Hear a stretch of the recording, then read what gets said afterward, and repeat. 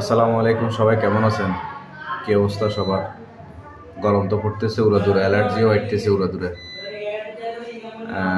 আসলে প্রত্যেকটা মানুষ যারা মেডিকেল সেকশনে আছে সবাই চায় তার আপনার যখন আমাদের কাছে রুগীটা কিন্তু আমাদের একটা কাস্টমার। হ্যাঁ, আমরা চাই যে আমাদের কাস্টমারটা একটা ভালো সেবা পায় বা আমাদের রুগীগুলো ভালো সেবা পাইলে হয়তো এই রুগীটা আমাকে আরেকটা রুগী দিবে, আমার ইনকাম একটু ভালো হবে। তো এই সবাই জন্য চেষ্টা করি যেন একটু ভালোভাবে চিকিৎসা করা, যতটুকু আমার আয়ত্তের মধ্যে আছে আর কি। আমি কিন্তু আয়ত্তের বাড়া যাই না, আয়ত্তের বাড়া আমি যাই না। অনেকে বলে যে এটা আপনি পারেন না, উনি তো পারে। আমি গায়ের জোরে কাজ করি না ভাই, বুঝছেন? আমি গায়ের জোরে কাজ করি না, কারণ রোগটা হচ্ছে আপনার, টাকাও আপনার, শরীরটাও আপনার। যদি ইনকেস কোনো কারণে আমার ভুলের কারণে যদি আপনার সমস্যা হয়, সেক্ষেত্রে তো লাইবিলিটিটা তো তখন আর আপনি নেবেন, তখন তো বলবেন যে আপনি না জানলে না পারলে এই জিনিসটা ধরছেন কেন। তো আমি সবসময় আমার আয়ত্তের মধ্যে থাকার চেষ্টা করি।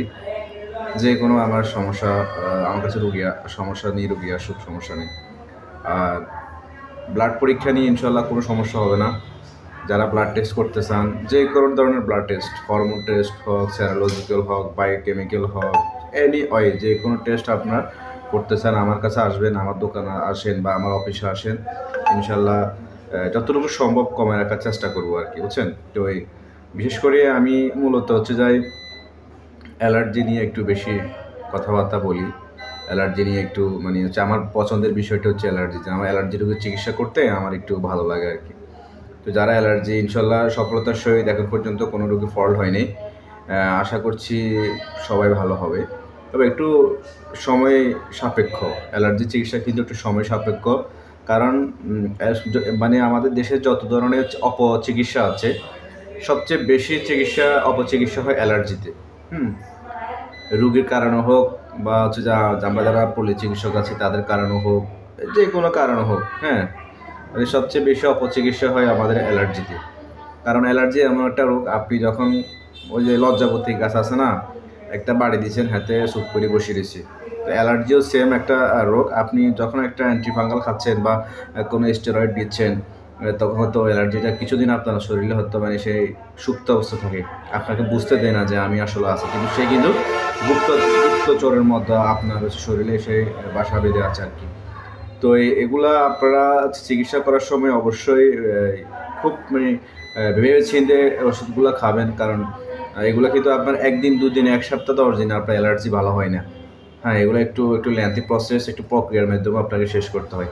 আর আমি বরাবরই পরামর্শ দিই, আপনার অ্যালার্জি রোগীর চিকিৎসা করার আগে আপনার যে রোগটা আছে, আপনার সেটা দাউদ হোক, একজিমা হোক, কোল্ড অ্যালার্জি হোক, এনি মানে আদার যেই রোগটা হচ্ছে, আপনি ওই রোগটাকে ফাইন্ড আউট করবেন। ফাইন্ড আউট করলে আপনি চিকিৎসা আপনার ডাইরেক্টলি থ্রোলে আপনার মানে অ্যাকুরেট চিকিৎসাটা পাবেন। পাওয়ার পর আপনি আপনার রোগটা ইনশাল্লাহ সমাধান করতে পারবেন।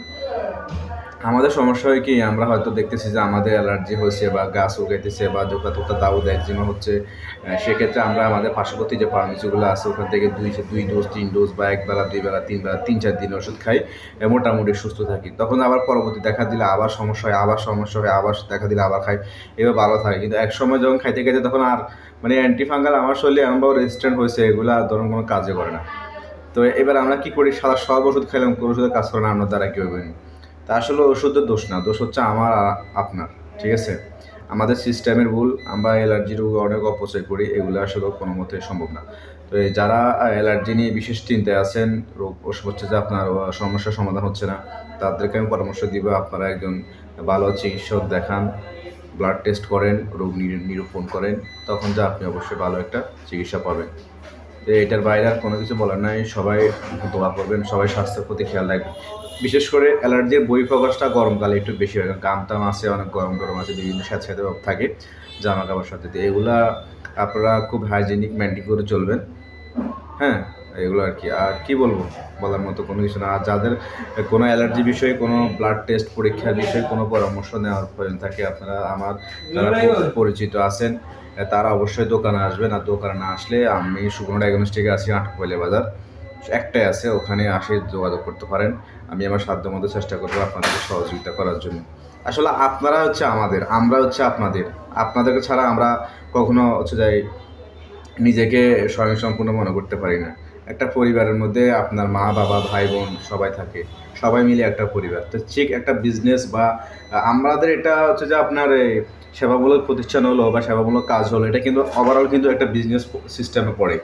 তো এই ব্যবসা মানে হচ্ছে যে আপনার কাস্টমার। তো কাস্টমারদের কথা অবশ্যই চিন্তা করতে হবে। আপনার মূল পুঁজি হচ্ছে কাস্টমার। ভালো ব্যবহার, ভালো চিকিৎসা, তো এগুলা সব কিছু মেনটেন করে আমাদের চলতে হয় আর কি। তো যারা এইসব বিষয়ে আসেন, অ্যালার্জি বিষয়ে যোগাযোগ করবেন ইনশাল্লাহ।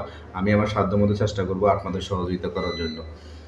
এই হচ্ছে কথা। আমি হচ্ছে যাই দোকানে সময় দিতে পারি না, কারণ আমার এখানে একটু রুগীর চাপ বেশি হসপিটালে। তো এই জন্য আমি সকাল 9টা পর্যন্ত বা 10টা পর্যন্ত দোকানে থাকি, আর বিকাল 5টার পর দোকানে বসি। তো যারা এই বিষয়ে কথা বলেন তারা অবশ্যই আমার সাথে যোগাযোগ করবেন। আর সেটা হচ্ছে আমার ফেসবুক আছে বা আমার নাম্বার আছে। আমাকে মোটামুটি কিছু মানুষ চিনেন, আর হয়তো অত পপুলার না। তো এগুলা সবার ভালোবাসা নিয়ে এখনও আছি। ইনশাল্লাহ ভবিষ্যতে কাজ করবো। সবাই দোয়া করবেন। আসসালামু আলাইকুম রহমতুল্লাহ বারাকাতুহু।